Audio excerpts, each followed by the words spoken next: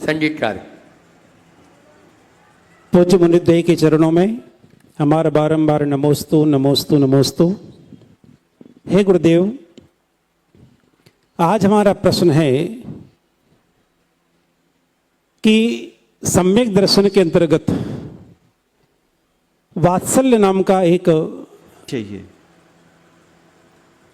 कि हम हर व्यक्ति ये अपेक्षा रखे कि हम रोज महाराज को आहार दे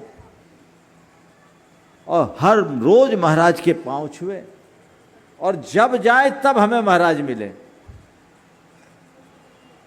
इम्प्रैक्टिकल है। सबकी एक व्यवस्था होती है। एक दो लोग हो तो बात अलग, हजारों लोग।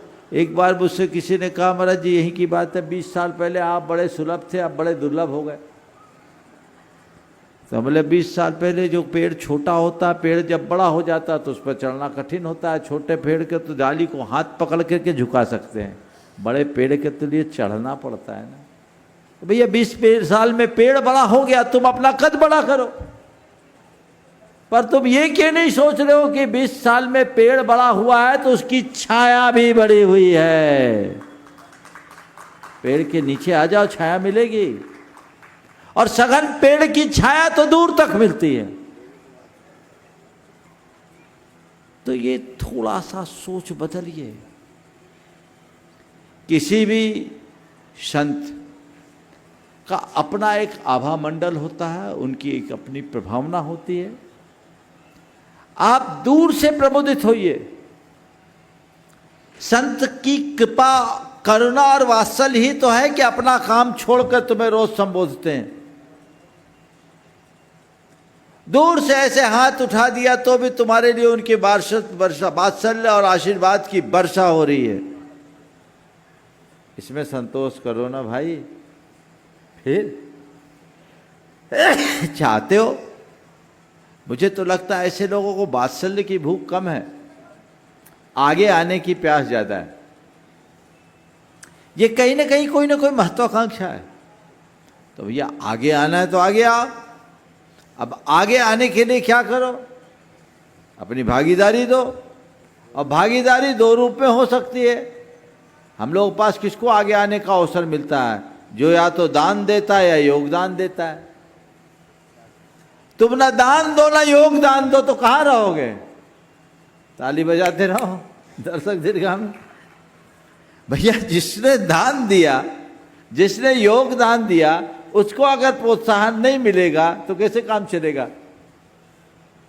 इसलिए दृष्टिकोण बदलिए। अपनी श्रद्धा भक्ति को हमेशा बलवती बनाइए।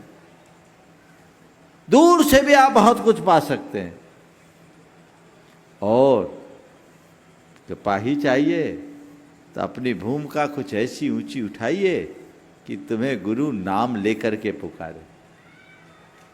उस लायक तो बने।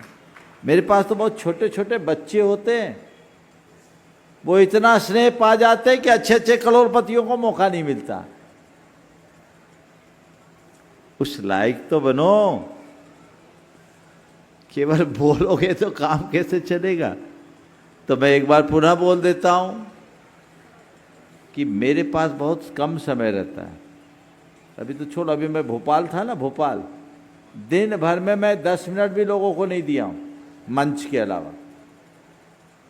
तब पुस्तकों का सृजन हो पाया। लोगों को शिकायत रहती थे, बोले भाई थोक में ले लो, मैं तुम्हें जितना समय दूंगा उससे अच्छा कुछ सृजन करूंगा तो वो तुम्हारे ज्यादा काम में आएंगे। उसका परिणाम ये निकला कि 5 पुस्तकें पूरे उस प्रवास में पूर्ण हो गई, प्रकाशित हो गई। आज लोग लाभान्वित हो रहे। तो आप लोगों से भी कहना चाहता हूं, गुरुओं का समय बहुत कीमती होता है। तुम्हें तो कुछ नहीं करना, केवल चरण छू के चले जाना। रहना तो पहली क्लास में है।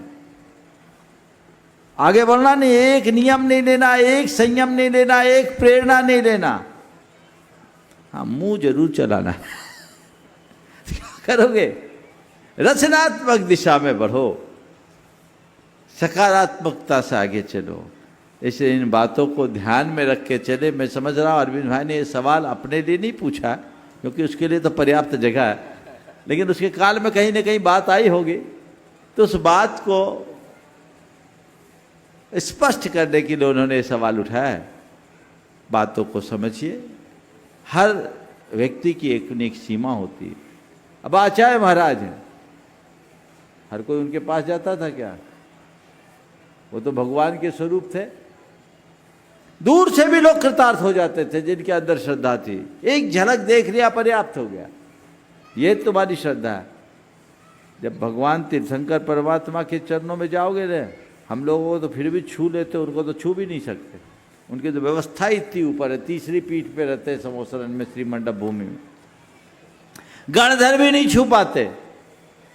अब भगवान को से बात करते क्या? बोलो, देखते तक नहीं है, नासा दृष्टि रहती है। क्या भगवान की करुणा हम पर नहीं है? अनंत करुणा है, उसका ही परिणाम तो हमें मिल रहा है। इसलिए इस बात को उसी संदर्भ में समझना चाहिए।